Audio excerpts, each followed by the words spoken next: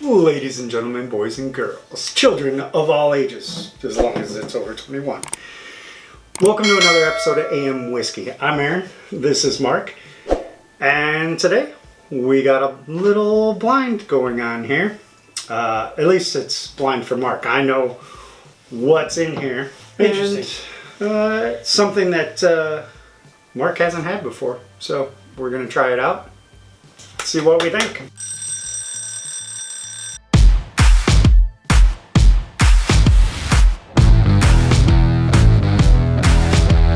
Alright, so what do I gotta do? Just rate it, review it? Yeah, we're going to rate, see which one I like. Each one. Each Start one. with the one On the left, this is on no the left. This is no label. This is the plain glass. This is the new label from No ABC label. Distillery. I did pour these about half an hour ago, so they did get some air on them. Ooh. They were fresh cracks. Ooh. Ooh.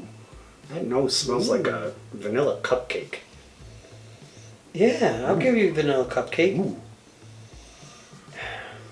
I smelled it, and first thing I Nice thought line was up top. good MGP.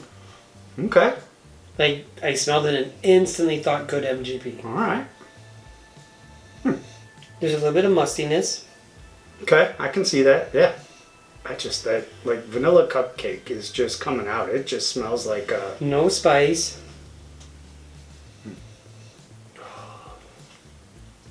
It's nice. Really, really oily and viscously on the glass. Like tons of little veins, and then look at these thick ones. Yeah. No ethanol. No. I feel like this is high proof, but it doesn't drink high proof. A lot of flavor. Mm-hmm. That's all over the place. I got a fruit. I got a huge hit of butterscotch in the mid-back palate. I got a touch of oak. There was like something sweet up front that might have been honey or vanilla.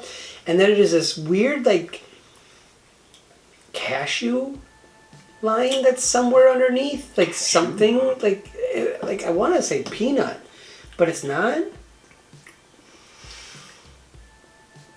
It's very complex. It almost like there's so many different things that happen. I almost thought it was finished. There is a lot going on. I don't think it's finished, but it is kind of a unique It's very unique. bourbon.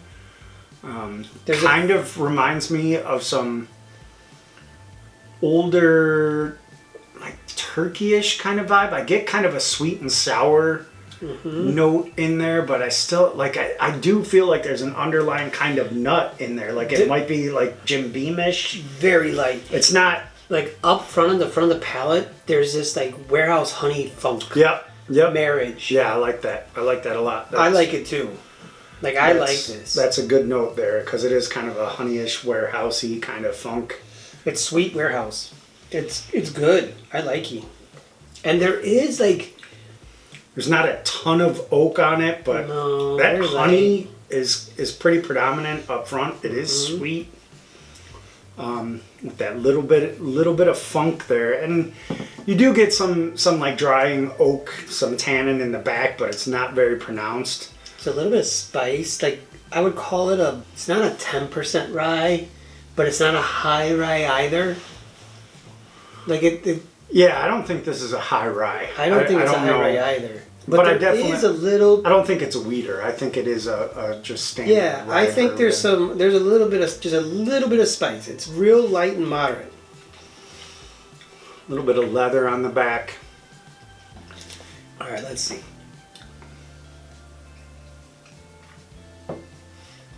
I agree with the leather. After doing the water thing, the leather actually comes through a whole lot more. And like I don't get leather notes out of young whiskey, generally speaking. Yeah, no, I think this actually reminds me a lot of the I think that was it the owl.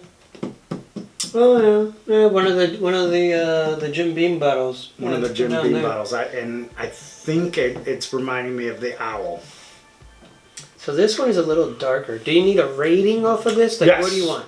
Yeah. So you want me to rate this? I do. I want a score. First glass is an 8.1. Okay.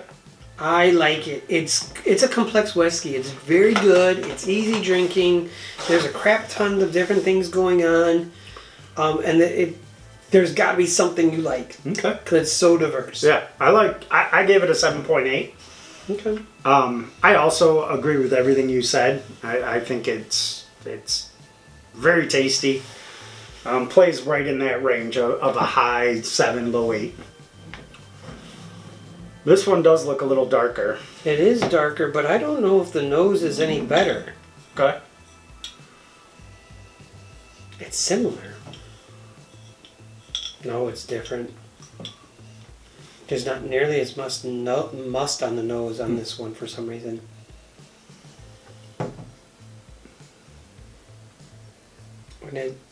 I get a lot more darker notes, though. This is a lot of caramel. Yeah. A little bit of oak in the background. Yeah, caramel with a touch of oak. Well, caramel seems to be the No, predominant note here. no I'm not getting must. any fruit. Definitely does not seem as musty, as funky. Seems more standard bourbon. not nearly as oily in the glass. Really? At least on my glass. I mean, yours has got decent legs, but mine was just really, really oily on the previous one. You know, it's funny, on the palate, this is way different. But it doesn't even necessarily follow the nose. I was yapping, but if I didn't know better, I'd tell you that this is a caramel fruit bomb. Yeah, it's got pretty good legs here. Caramel fruit bomb, huh? Yeah. What kind of fruit? Blueberries, red berries, like just different stone fruit, like all over the place. I got like several different things.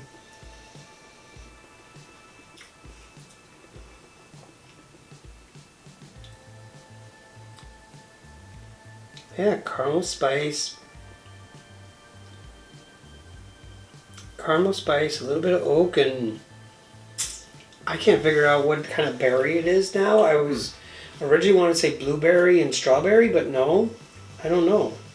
There is like a fruit, there's a fruit line in it. There's definitely some fruit. This one, ooh, I'm getting a little bit of a nut on the finish.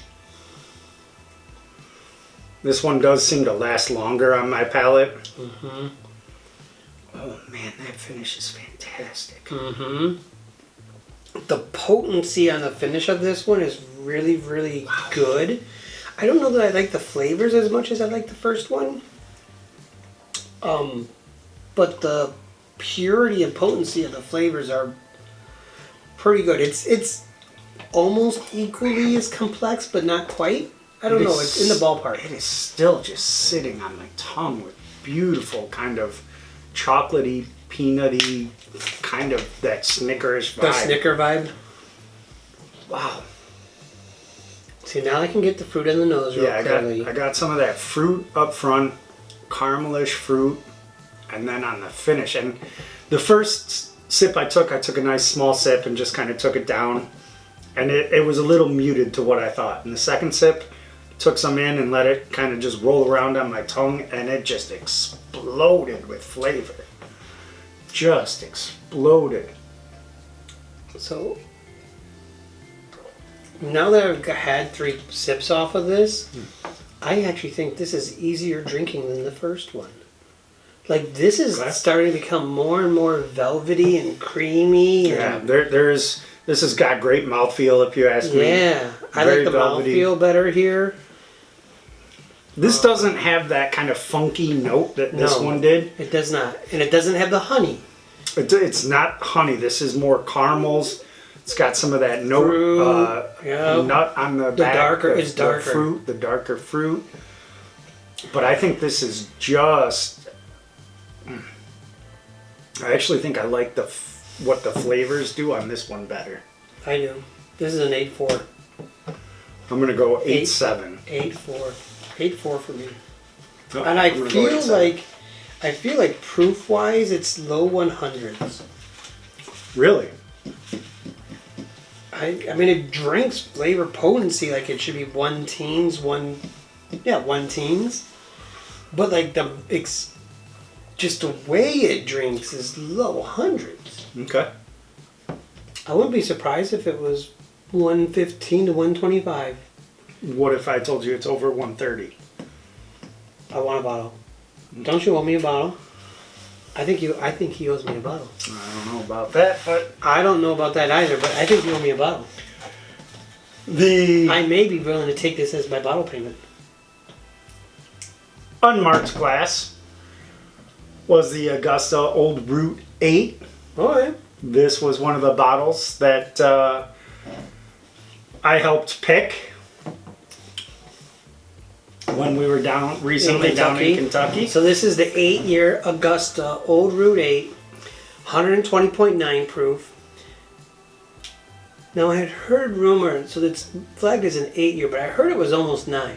That's what they told us, is it was almost 9 years old. I do get some of that some of that maturity. It is Kentucky distilled. We don't know where. Probably Green River, but Bottled by don't know Augusta for sure. Distillery in Augusta, Kentucky. Distilled and aged in Kentucky. Augusta, Kentucky, Augusta. I think. Yeah, it's the way the... I don't know So why I said you know what the other one is? Oh, I bet you it's a 13-year. I bet you it's the 13-year marriage or compatible one. The Buckner's 13 year. Also, one of the picks that I got to go on in our recent trip to Kentucky. This was my favorite bottle when we were down there. And what's the proof on that one? 139.4. And you thought it could drink 100 proof. That's saying drinks really, really easy. That's saying something. I think it's got great flavors. Now, not a cheap bottle. No. Well, Not a cheap 120. Not a cheap bottle. 120, 250. So they are definitely not cheap, but I think they're both really good. Like I said, this was my favorite bottle when I was down there. It's really good. Both of them are really good. Totally different experiences. This one might be more complex. Yeah. Or more diverse, but this, for what it does, is really, really I good. think the thing that warehouse funk just gives this a lot of character, where this is more just classic, just straight, but the flavors on this, the mouthfeel, I think this is a more complete package. This is a more unique flavor profile. Both of them, I think, are excellent. And if you want to try either of these, you can go to ENIAC Fine Wine and Liquor's website and or their app and order them. They do deliver. We went down to Kentucky with them and did some barrel picks, so you'll probably see some of these as they are released here. But they are available on their website and app, and they do deliver. But if you're in the Northern Illinois area, you can just head up there yourself. Yeah, stop in, say hello. Tell them AM Whiskey sent you. There you go. And as always, Keep the whiskey flowing. cheers. Cheers. Yeah! AM whiskey! Well, the long week's done and the sun is sinking low. Got that fire in my soul, let the good times start to flow. Hear that thunder from the speakers, that southern rockin' sound. Pour a finger of that amber, best damn whiskey all around. Yeah, pull up a chair and let's get it understood. We're here to talk about the good stuff, the really, really good. Keep the